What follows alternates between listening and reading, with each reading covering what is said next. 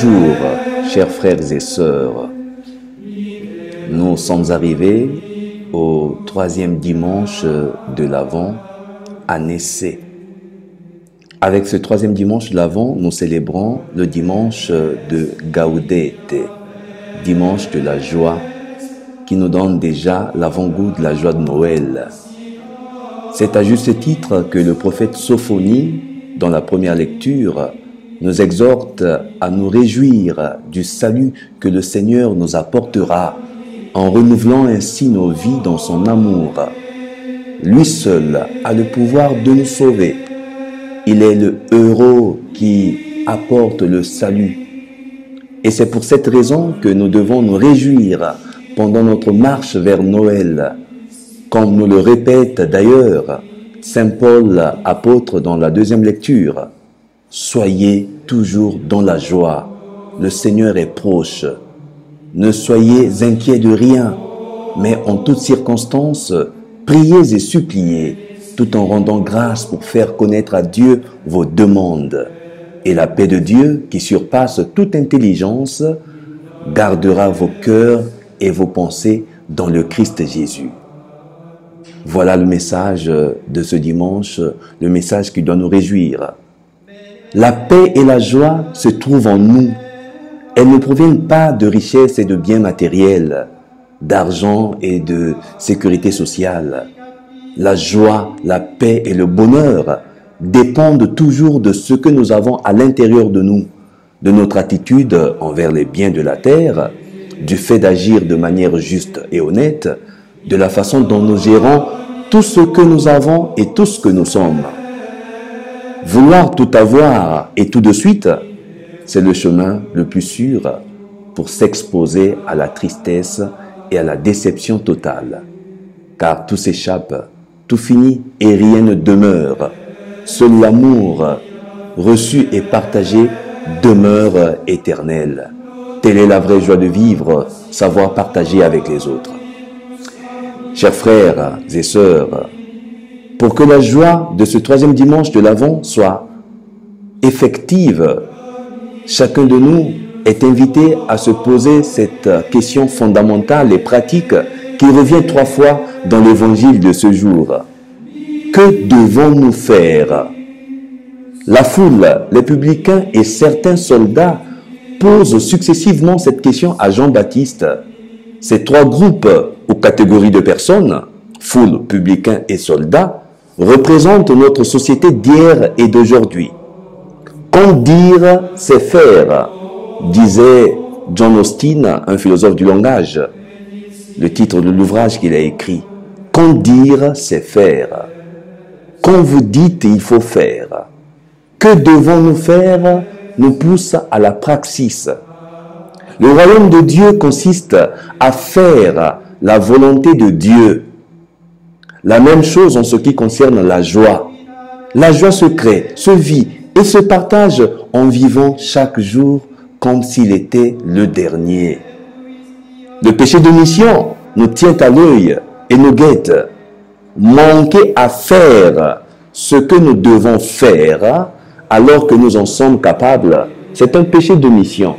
Nous sommes capables de Dieu. L'homme est capax Dei. L'homme est capable d'amour, est capable de faire quelque chose qui puisse changer son monde intérieur, son monde extérieur. Alors, aux publicains, c'est-à-dire aux collecteurs d'impôts, Jean-Baptiste ne propose pas de changer de métier, mais de n'exiger rien de plus que ce qui est fixé, sans exagérer et sans en tirer profit malhonnête, sans voler. Ce serait déjà un pas fondamental vers la justice et la droiture du cœur. Les publicains, c'est la catégorie de toutes ces personnes qui sont à la gestion d'argent, toutes les personnes qui gèrent les finances, toutes les personnes qui sont à la caisse, dans la société, dans l'église et même dans nos familles. Aux soldats qui profitent souvent de leur position de force pour extorquer de l'argent et écraser le petit peuple, Jean-Baptiste ne demande pas de changer leur devoir social, mais il donne un impératif. ne faites violence à personne et n'accusez personne à tort.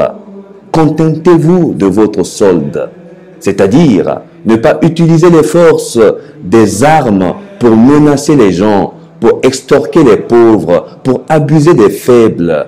Parce que celui qui menace se présente vis-à-vis de sa victime comme s'il était un petit Dieu, comme s'il avait droit de vie et de mort sur les autres.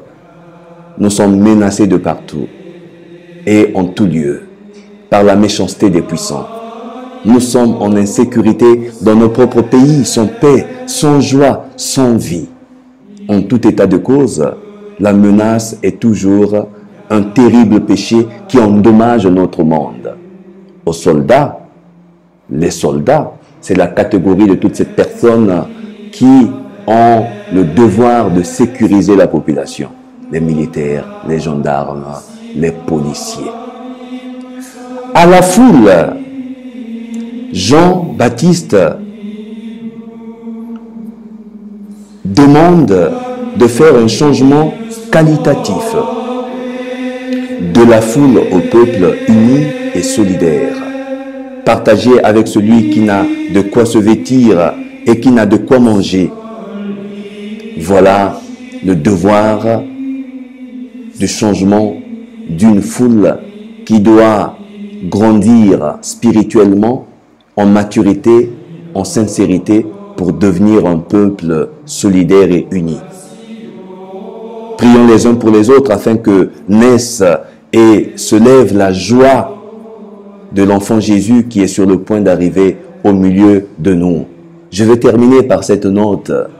Quand nous voyons bien, l'évangile de ce jour commence par le nom collectif de foule, oklos grec, confère Luc 3 au verset 10, et se termine par l'invitation à devenir un peuple, laos grec, confère Luc 3, 18. C'est un changement qualitatif. Vous en êtes capables, nous en sommes capables. Que Dieu vous bénisse. Je vous souhaite un excellent dimanche de tout cœur.